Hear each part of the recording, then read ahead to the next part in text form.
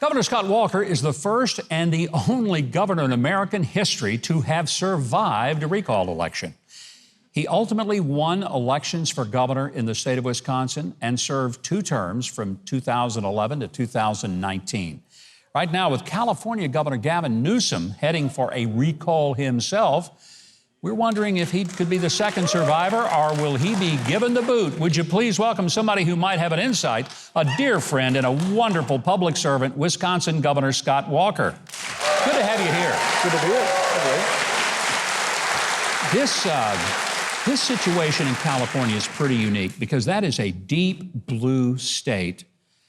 And Gavin Newsom is underwater right now with the numbers. He could be booted out by the people that normally would have protected him.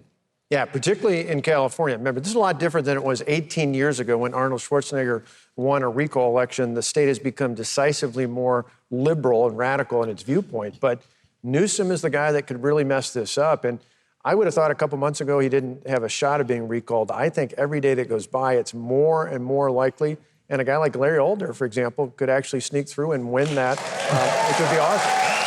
It would be a turning point, I think, in America, because every city hall and every state capital, they're watching what's going on there, because they know that if Gavin Newsom can lose in California, they may not have a recall provision in their state, but it means the next election, they better get their act together. Absolutely. You look at the West Coast, as we often call it, as radical and liberal as they are, I think people have had it.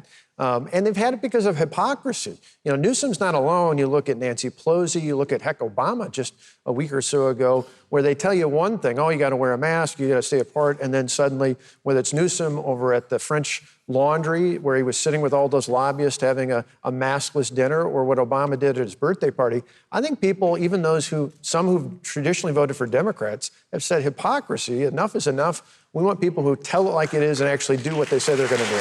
I think you're 100% correct on that. And I sense that a lot of what's happening in American politics today is being driven not just by policy, the left, the right, the liberal, conservative, Democrat, Republican, but by authenticity. Newsom is in trouble for failing to do what he said he would do. You were in trouble because you did exactly what you told the people that you were going to do when you were governor. Well, that's what the radicals don't like. They want Republicans who get elected but then back away and act more like Democrats. What they fear are people, conservatives, who actually follow through on their word.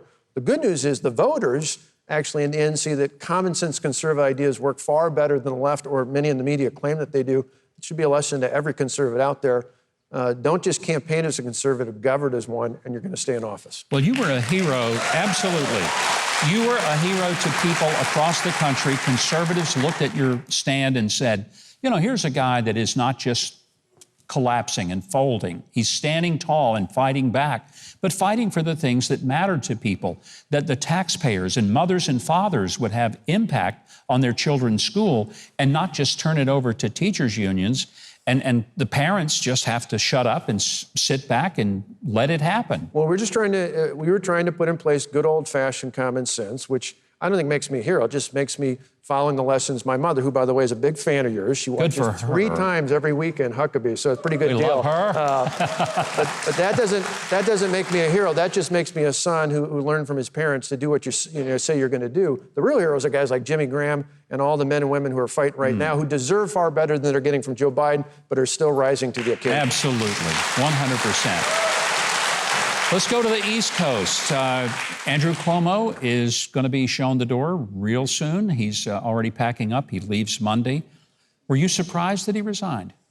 I thought he was going to fight it out to the very end. I mean, this guy's a pig. What do you really think? Yeah. But, you know, what's amazing to me is he's not just a pig. And everything he did, you know, we dealt with people who did that in state government. We had no tolerance for that whatsoever. Yeah. But I got to say, it amazes me that that's the reason why he's resigning, and that's the pressure he got put on, because this guy's policies sent thousands of people who were COVID positive into nursing homes. That ended up killing thousands of our loved ones. He should have been out of office long before that because of that act alone. That's a good point to make, and a lot of people, I think, have forgotten it.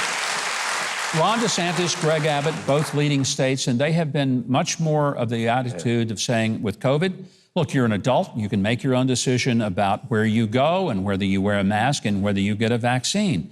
They are being just vilified by the media. If you were still the governor of Wisconsin, would you have approached it more like them or maybe more like some of the other governors? I'd be very much in the DeSantis, Abbott, Nome camp because, you know this, my dad was a preacher. Obviously, you know this as a pastor. In the book of Nehemiah, God said before he could tell Nehemiah how to rebuild the walls of Jerusalem, he had to tell them why they came down in the first place. For years, I told my cabinet, you got to explain the why before you can tell people the what. Yeah. This was the real difference we've seen last year. Liberals tell you what they want you to do because they put their faith in the government. Conservatives, we should tell people why things are important and then have enough faith in the individual and the family to do the right thing. I'm going to put my faith in the family and the individuals versus the government any day. No small wonder why you are such an effective, popular governor and got great things done for the people of Wisconsin and still doing it with the Young America Foundation. Thank you very much for being here. And for our audience, I know you're going to want to keep up with Governor Scott Walker. Please do. Go to scottwalker.com. You can also follow him at Scott Walker on social media.